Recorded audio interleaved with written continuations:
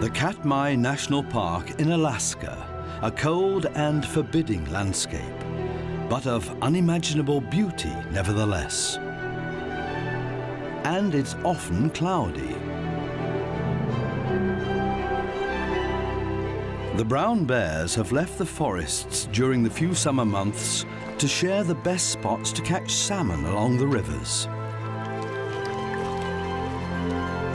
They are the unchallenged kings here. But there is another bear in this area that's very seldom seen, the glacier bear. We will follow them and continue further south to British Columbia for another phenomenon, the white ghost bear.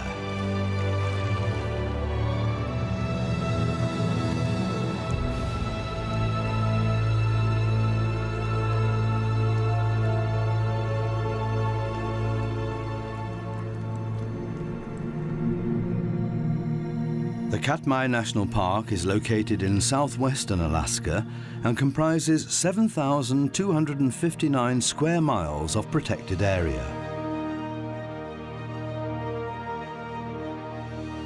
It's a virtual powder keg with 15 active volcanoes. There are daily earthquakes.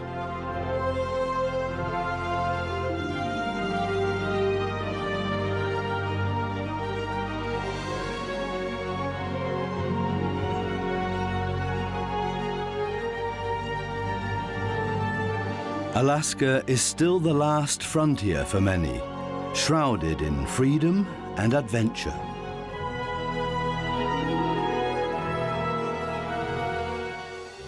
The only way to the bears is by plane. There are no roads or tracks so far away from civilization.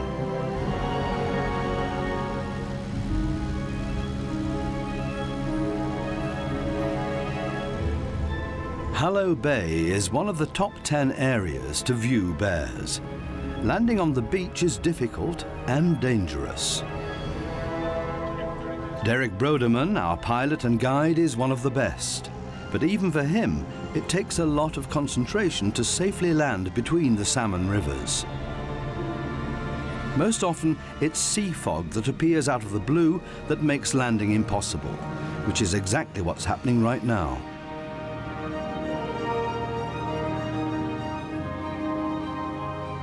This is not a problem for Derek. He just tries another location.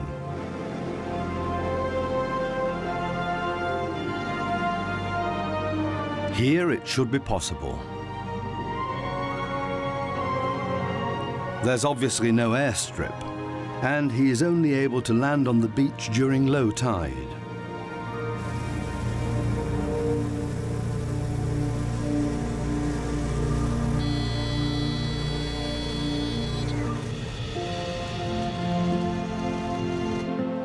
Spring and summer in Alaska are very short. This is the time that the bears roam through the area, from the Arctic coastline all the way to the Pacific.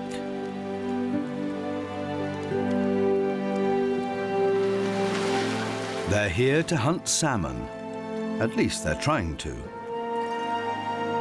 Every summer, salmon migrate into the rivers where they were born in order to spawn.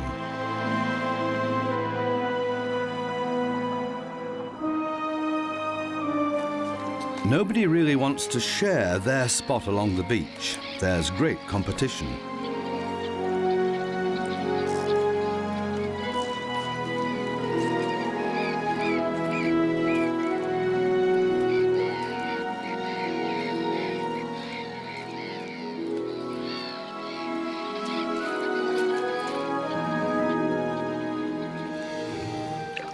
The sea otters are pretty flexible with their menu. They like clams, sea urchins, and fish. Their daily program is always the same: hunt, feed, and sleep.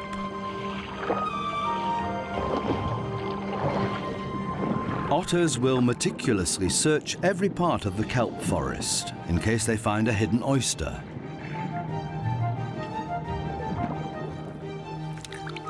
The otters are masters of using tools with their front paws in order to feed.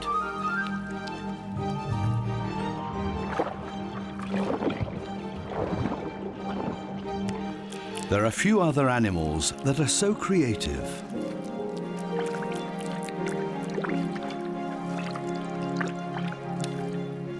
The table is set, but salmon is their favorite. We're watching them in slow motion.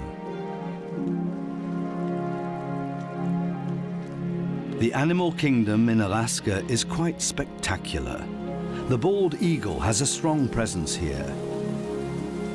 It's the heraldic animal of Northern America.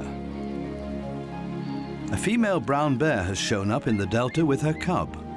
She has to be careful because the male bears will kill the young of their competitors in order to mate with the female and further their own genes. All of a sudden, another female starts to hunt, successfully.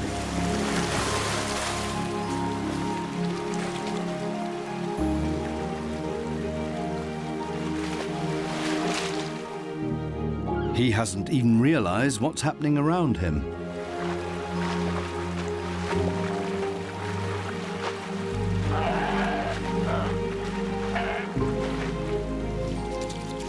This is the first time the two cubs are confronted with live prey. They're only 6 months old and very playful and clumsy. They have to learn to handle live prey.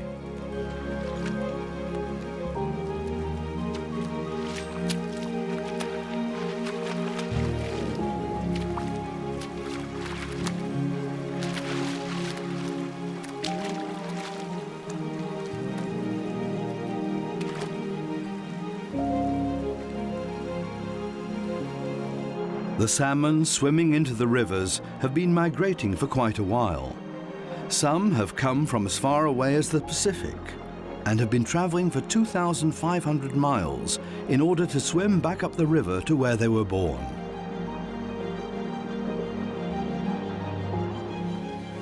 The bears can only fish during low tide. The water has to be low enough for them to see the salmon swimming by. Not as easy as it sounds.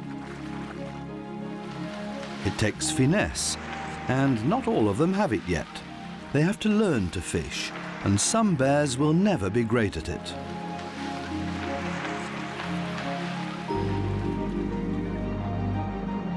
Nobody knows how exactly the salmon know how to find their river. The fishes will not feed during their journey up the river.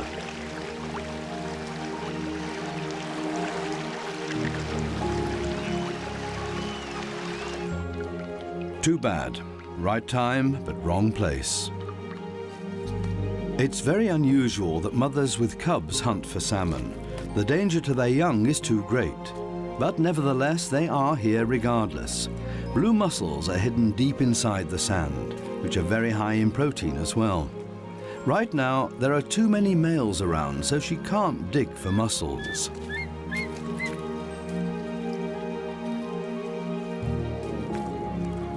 Although this male seems to have no interest in her and her cub. He's more interested in a little siesta. The little bear baby demands the mother's full attention. Bear cubs love to snuggle just like human babies. Sadly, the female used to have another cub, but it was killed by a large male.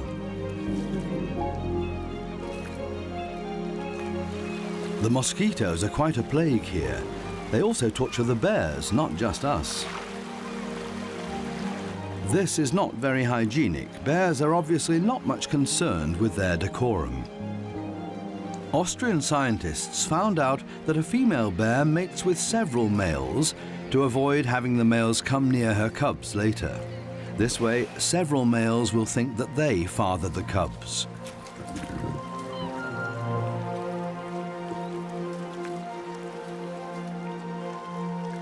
54% of females will cuckold their mate in order to secure the cub's survival.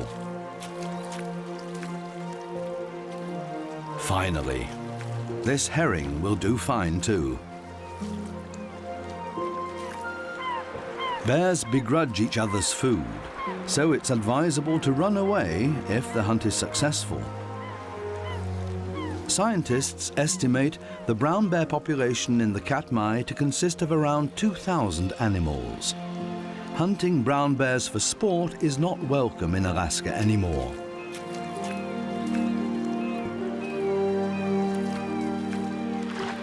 Bears are generally loners, but during the summer months they're forced to become a bit more social at the salmon rivers. Youthful cockiness can become dangerous.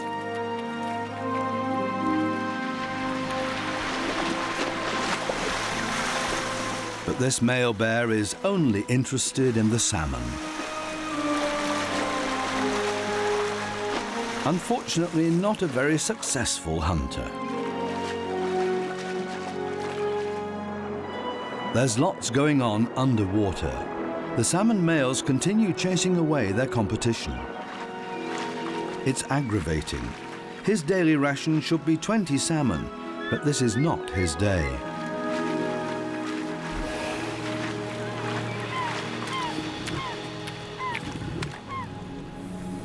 This bear is more successful. The female bear has made a capital catch, a halibut. She has to bring the fish to safety quickly. Both males let her get away with it and look a bit frustrated because of their own meager success. Again, no fish for him.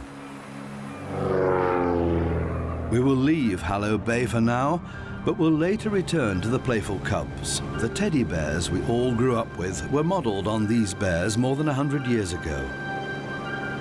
High above the low-hanging clouds in the ice regions is the best habitat to find the blue-grey phantom, the glacier bear. A study by the Alaska Department of Fish and Game states that there are probably fewer than 100 of these bears left. Glacier bears are a subspecies of the black bears, and biologists assume that they developed during the Ice Age in areas that were free of ice.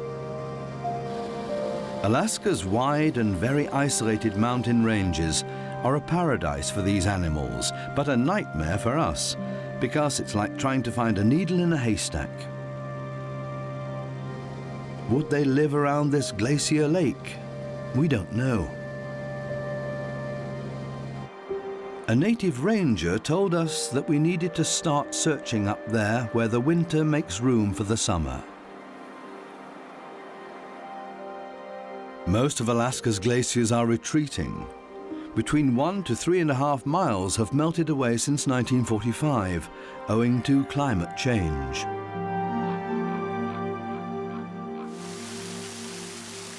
Whatever refreezes at night will melt again during the day. The only glaciers that are still growing are much further north.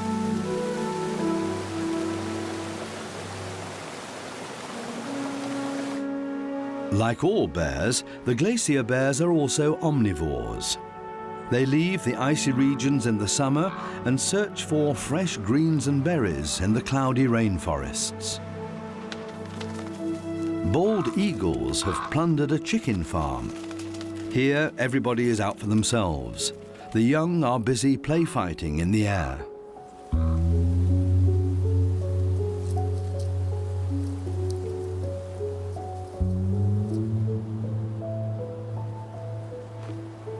They have fed quite well, but nevertheless, there's always room for more.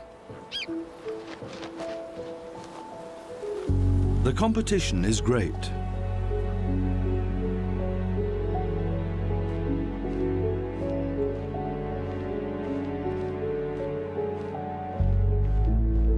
This bird doesn't bother with the feathers. It goes straight for the chicken legs.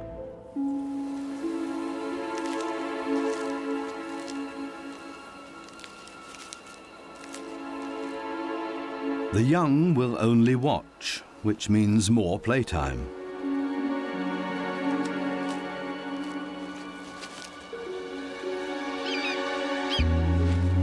They are masters of flight, but caution is necessary on this overcrowded runway.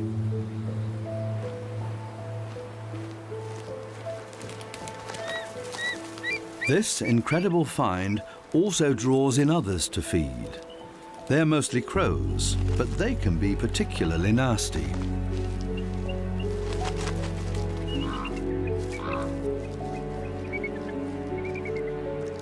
Crows are masters of theft and very clever, but the king of the air is a tad too powerful for them.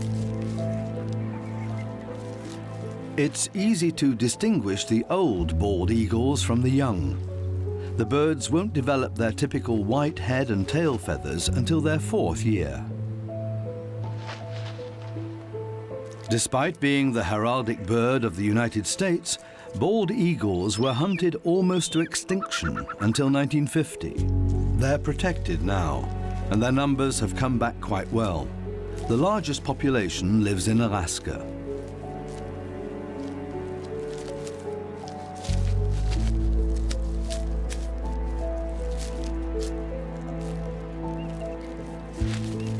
Hunters weren't the only ones who severely decimated the bald eagle population. The insecticide DDT also killed a large number of the birds.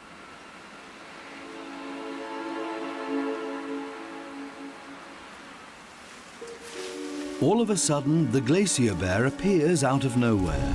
Its fur is almost silver with a blue sheen, the perfect adaptation to its environment.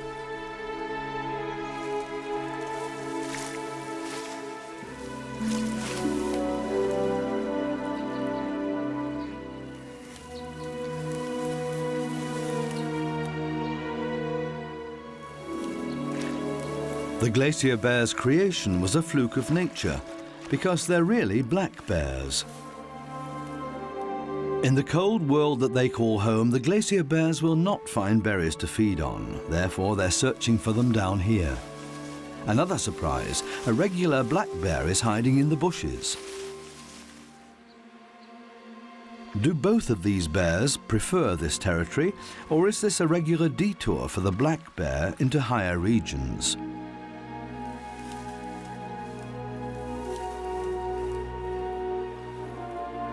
Then they go their separate ways.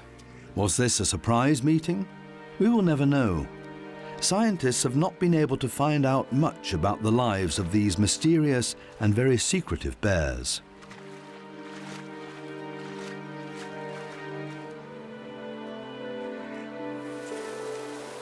Could he give us the answers to our questions about the blue bears? Unfortunately, he can't talk. This is what we know about these rare bears. They're predators that also search for berries, roots and fresh greens in the underbrush, and on occasion also feed on grass.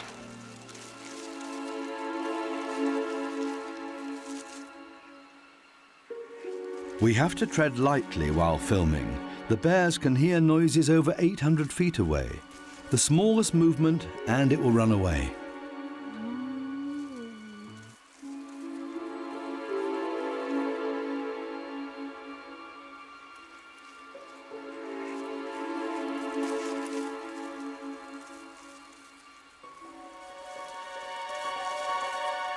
And then it happens. We make too much noise and the bear takes off.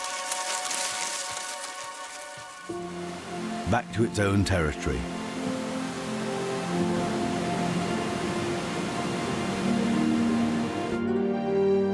We are back at sea level. The summer is especially beautiful this year. Fireweed is blooming and completely covers numerous fields with its exquisite colors. We are back in Hallow Bay to observe the bear mothers with their cubs. This little guy is about 5 to 6 months old and will be with his mother for another 2 years. She will take care of him during this time and raise him until he is a young adult.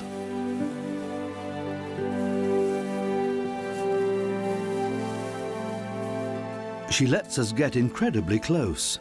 Typically, bear mothers are very aggressive when they have young.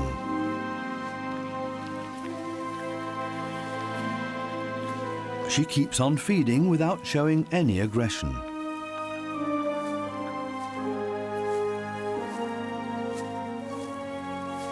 Now, in July, it's about time for the young bears to start feeding on solid food.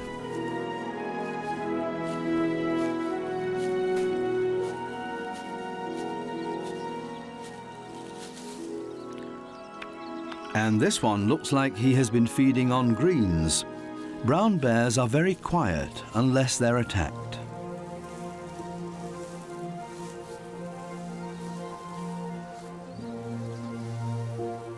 The mother always knows where her young is.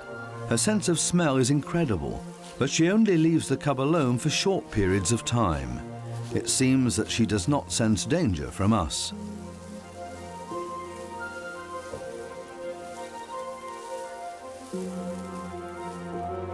This male bear is marking his territory, quite necessary in this popular area along the Salmon River.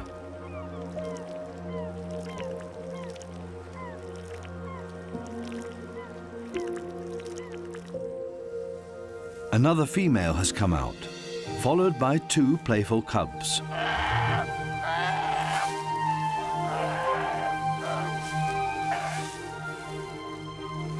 Playing also means learning. The siblings often communicate by the way they hold their bodies. They show dominance towards each other by standing upright, and submission is shown by lowering their head and turning away. One of the two will be the dominant one in this game.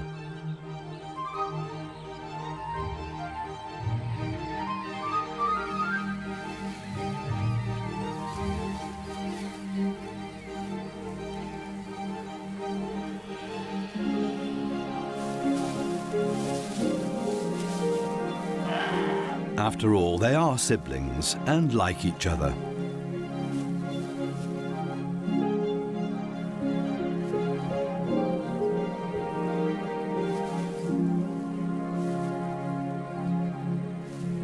The mother only gets between the two when the play turns too serious. The female is the only one responsible for raising the cubs. By the way, there are no known sounds the mother makes to call her young.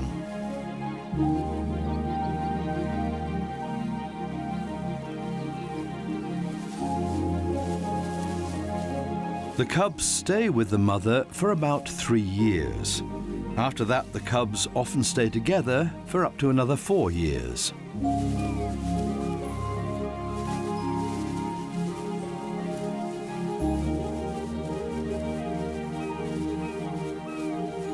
They're fully grown at 10 years old.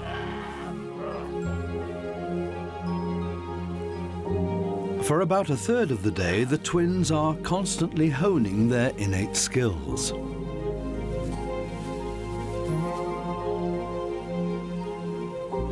These pictures are very reminiscent of the teddy bears of our childhood, which were named after Theodore Roosevelt because the former American president refused to shoot a bear cub on a hunting trip.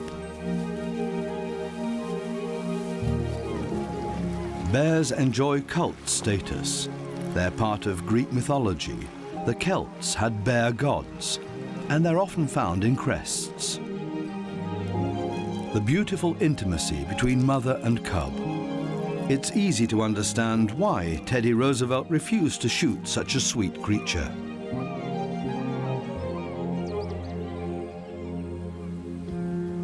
Back to reality. There's nothing worse for a young bear than to mess with this particular prey, a North American porcupine. Thousands of spines equipped with barbs cover the body of these rodents. This is a female with its prickly brood. Bears that have contact with porcupines are often marked for life. Some observations state that bears have starved to death because they were unable to feed themselves due to the pain of such an encounter. It's unclear what the porcupines are doing in this Sitka spruce. They typically feed on the fresh young leaves of birch trees.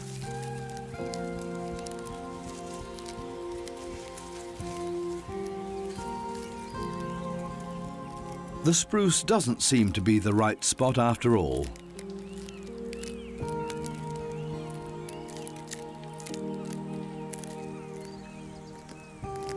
Maybe this female black bear was the reason for a quick escape into the Sitka spruce. The bear mother chases her young up another spruce tree. They're world champion climbers, even at such a young age. Only the young can climb up trees. The black bear mother is too heavy.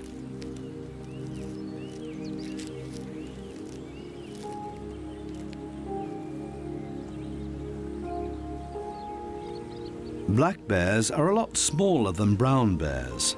Apart from that, they're not that much different in their habits.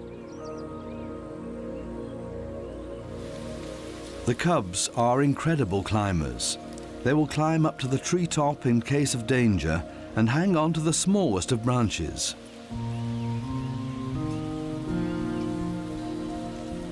Black bears live in both the north of the American continent and the Sierra Madre in Mexico.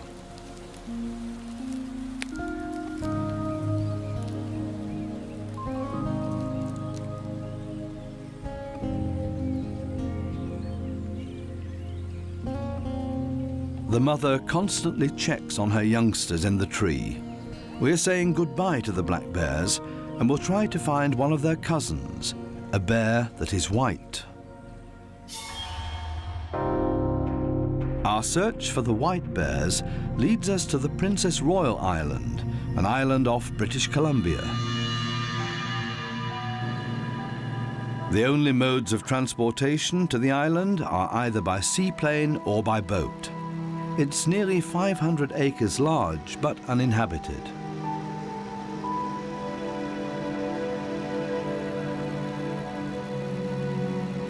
Princess Royal Island and its coastal rainforests are always shrouded in clouds. Scientists claim that the island is the heart of the Great Bear Rainforest, and they should know.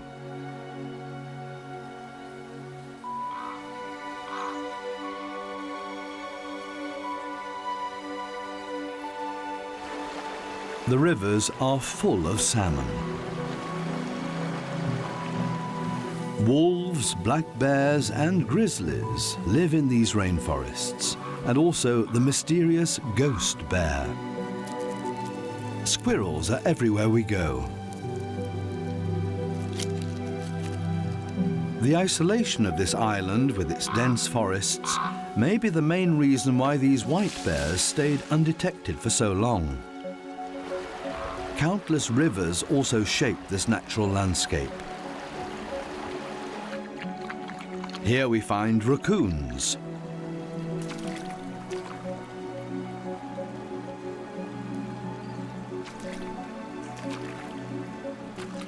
This female raccoon has nothing to worry about, but she's not alone at this river. These are her young, and they're out on an adventure. She knows exactly where this little one is hiding, but she's certainly not excited about the territorial adventure excursions that the youngster is engaging in. It's not always easy to survey one's territory.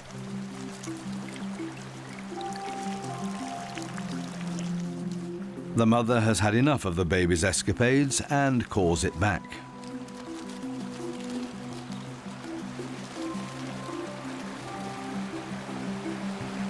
Everybody is at peace again. The seclusion of this island is certainly the reason for the diversity of life here. This rainforest is one of the most rainy regions in the world. Up to 120 inches of rain accumulate here every year. We didn't expect to see a lynx, but they don't seem to be very rare here on the island.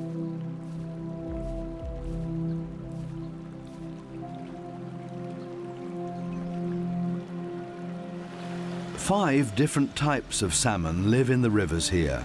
The sockeye salmon, also called the red salmon, is the most common one. They're on their way to the spawning grounds, just like the salmon in the rivers in Alaska.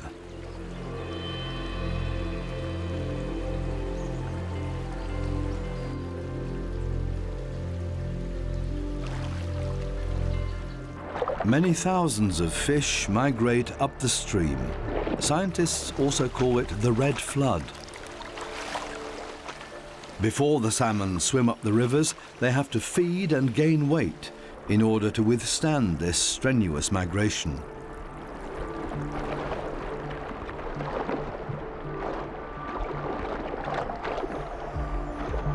We can't see the incredible struggle going on underwater. The animals have to fight their way upstream against currents. Near the river, 2 moose cows have shown up. They like to feed on the fresh green of the trees rather than the grass, because the tree leaves have a higher nutrient content. It's important that they're near the water.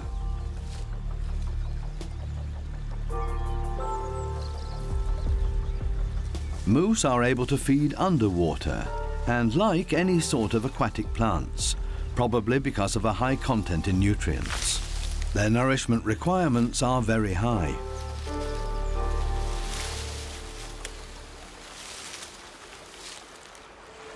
This dipper also likes to be near the water to feed.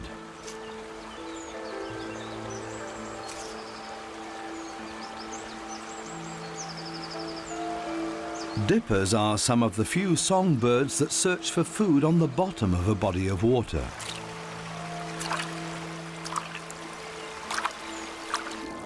They love to feed on the larvae of caddisflies. The larvae's finely constructed containers do not protect them against the sharp beaks of the birds. Dippers can swim or walk across the bottom of any body of water, so they disappear only to come up somewhere else along this fascinating river. There's no lack of dippers here, because this river offers a lot of food for everybody.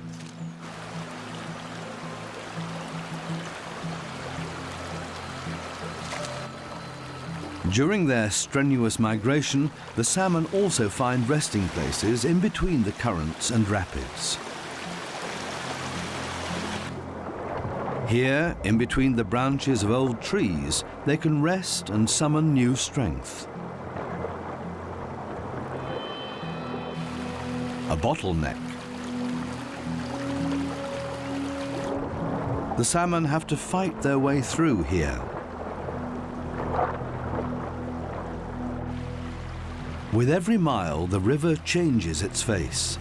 Here it's shallow, and therefore, higher up in the trees, keen hunters with precision eyes wait for their chance. Except if someone else is faster.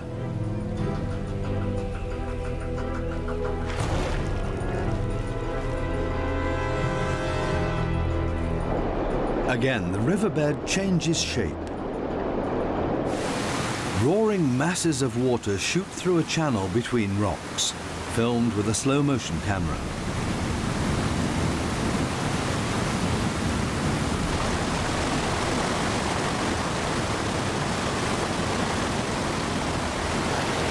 Water rushes towards the salmon in cascades.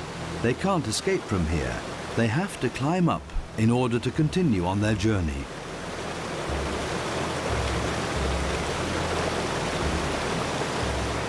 Underwater, it looks like a true maelstrom.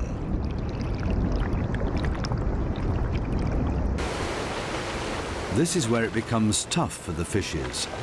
They shoot up out of the deep, contort, and try to jump as high as possible, but miss their target.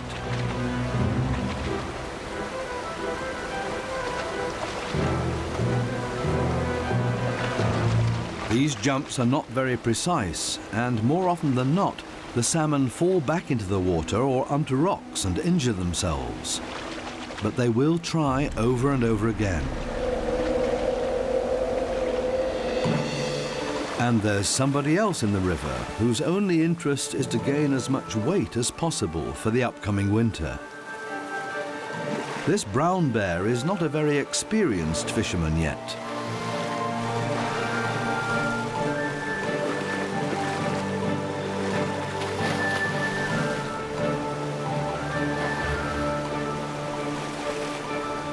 But then, success. The competition is also struggling.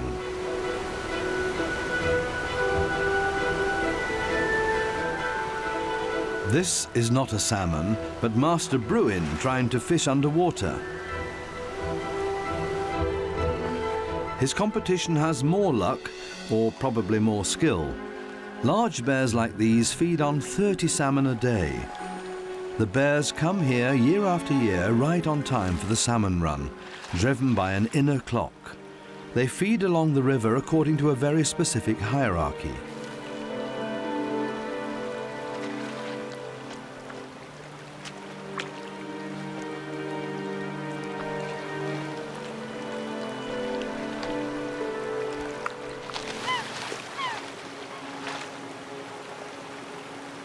The salmon run is an incredible natural spectacle. After they spawn, the salmon will die. Vigorous fishes shoot out of the water and land right in the bear's mouth. Hundreds of red salmon crowd the rapids, a delectable buffet ready to be snapped up by the bears.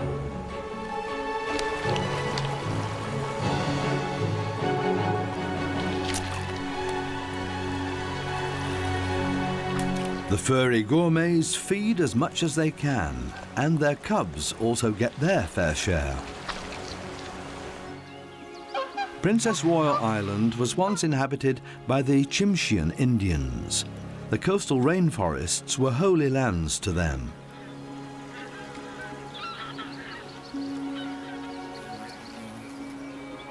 The Indians were at one with nature in these mysterious spruce forests with their incredible diversity. This landscape would be nothing without its animal inhabitants. The wild geese have started to breed in the riparian zones.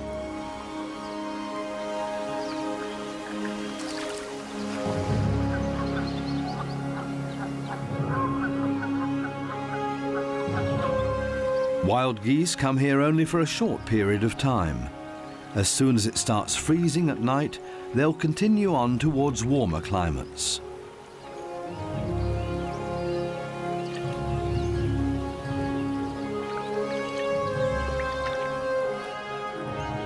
These lodges were built by furry architects, beavers.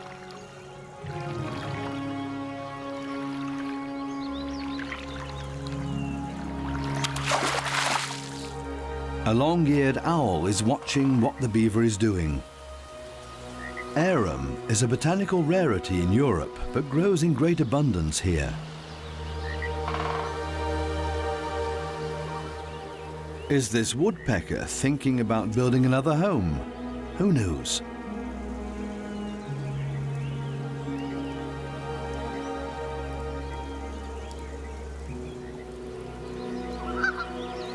Around 350 different kinds of animals live in the coastal rainforests. Some of them are only visitors for the summer. We are leaving the idyllic riparian zones. We follow the river further up into higher fog zones where the ghost bear hunts.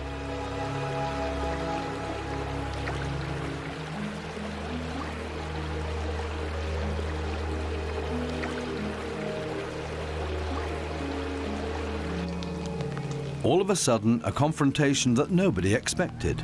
This black bear is in distress. Wolves, more specifically timber wolves, have entered the bear's territory.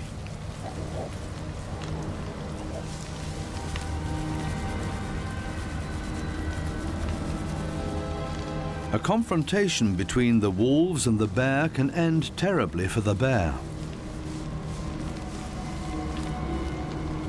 The bear is stronger, but the wolves have the benefit of the pack.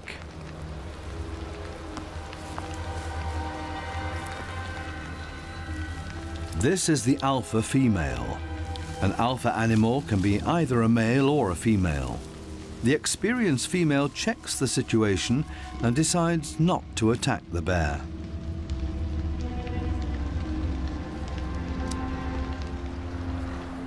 Low-hanging clouds in the ravine. This is where the Tsimshian Indians used to live. The totem pole tells the story of people whose ancestors continued living on as animals. The most dangerous of the animals and the most similar to people is the bear. This depiction shows that it's the responsibility of the living to protect the bears.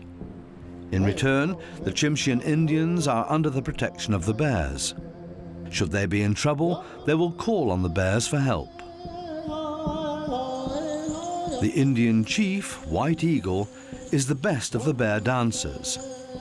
And he tells a legendary story with his dance. It's about the most dangerous of all bears, the grizzly, and also the mysterious ghost bear.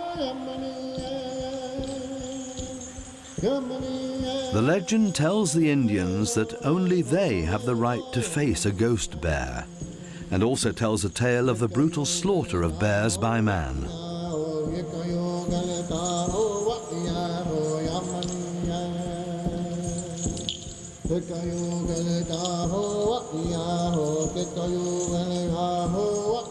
And just as if Manitou had heard our prayers, he sends us a ghost bear. The animal calmly walks out of the underbrush without any fear.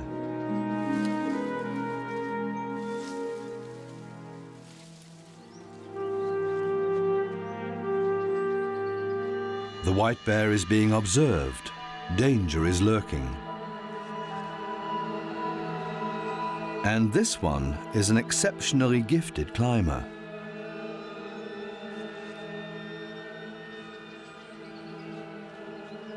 The black bear, less so, an encounter without consequences.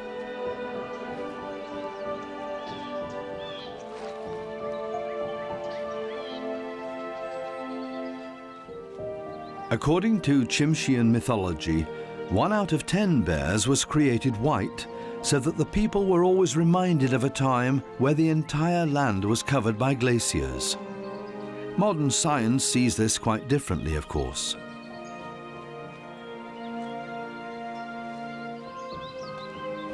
According to science, one of the genes is missing, and therefore some of the black bears will have white fur. The ghost bears are also known as Kermode bears, named after the zoologist Francis Kermode, who began studying these white bears around 1900.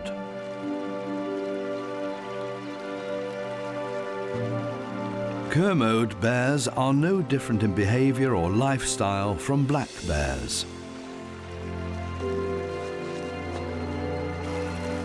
The Kermode has only one goal: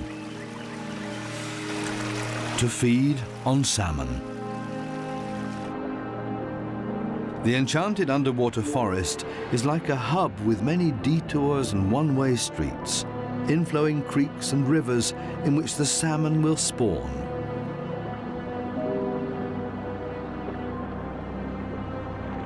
These peaceful travel companions have now turned into bitter enemies. Several salmon males are courting the same female. It takes 14 days for the salmon to mate. The female will lay up to 20,000 eggs in several batches and into several different shallow gravel depressions called redds. The male rubs against the flanks of the female and fertilizes her eggs. The males mate with several females to ensure that their genetic code will continue on several times.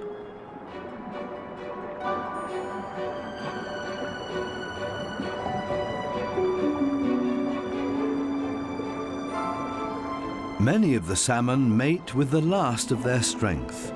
There's no alternative. This is their one shot to procreate.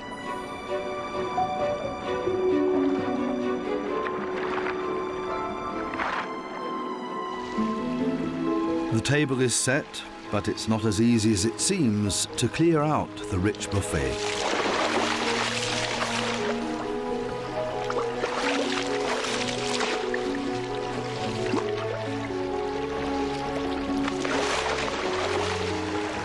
At the end of a long and strenuous journey, the salmon die of exhaustion.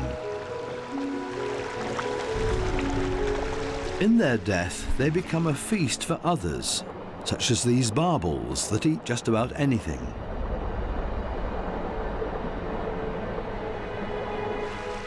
A macabre picture. A death-ridden animal activates its last strength to fight a forlorn battle.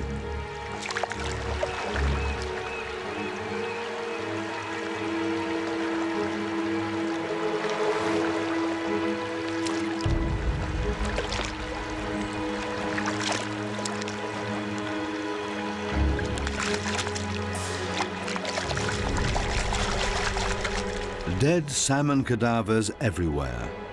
What seems to be an incredible waste at first sight is in fact an important supply of nourishment in a nutrient-poor ecosystem.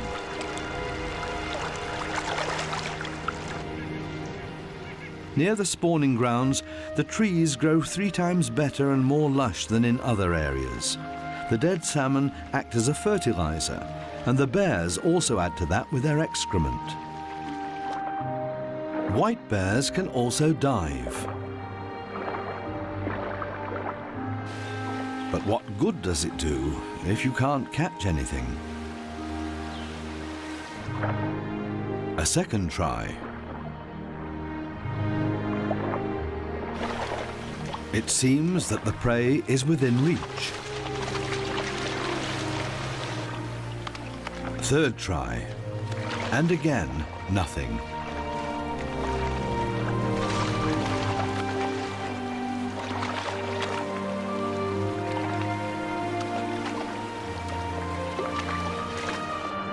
This clever bear again tries to get to the salmon by diving, which is quite difficult in these rapids.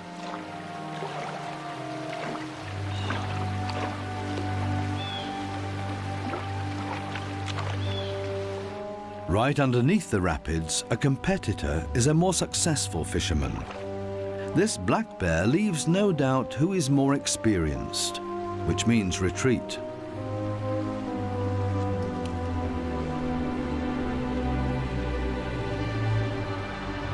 It doesn't seem too easy to retreat.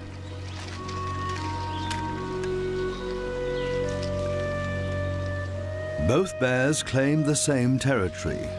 Will one have to withdraw? No chance. The Kermode has again started to hunt for salmon.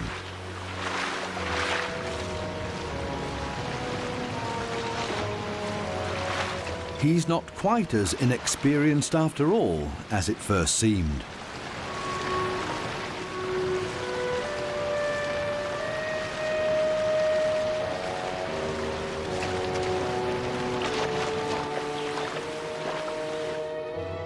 The surprise is great. The white bear has withdrawn into the forest to enjoy the salmon.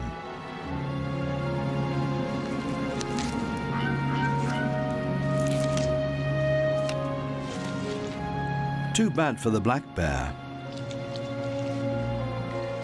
The black bear is not much larger than the white bear, but much stronger. Nevertheless, he's not interested in a confrontation. They check each other out instead and try to gauge the competitors' reactions. Both bears seem to tolerate each other, or maybe the more clever one gives in. The Kermode bear withdraws in the end. The black bear also leaves the scene.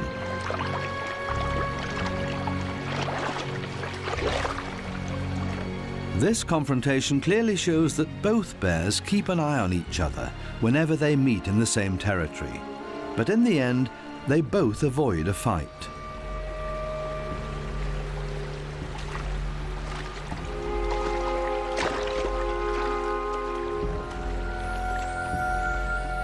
About 500 white bears live in the rainforests of British Columbia. This means that 1 in 10 black bears is white. A very interesting study by Canadian scientists suggests that the white bears have an advantage over the black bears while fishing for salmon because the fishes don't see the white color of their fur.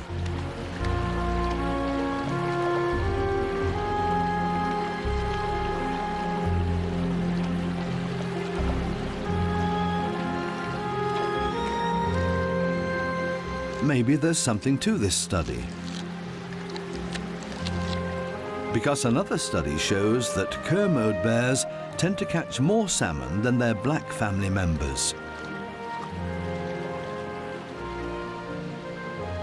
6 weeks later,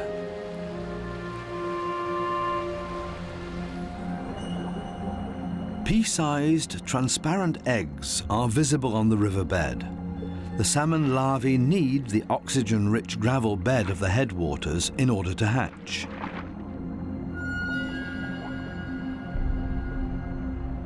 Few of them will survive.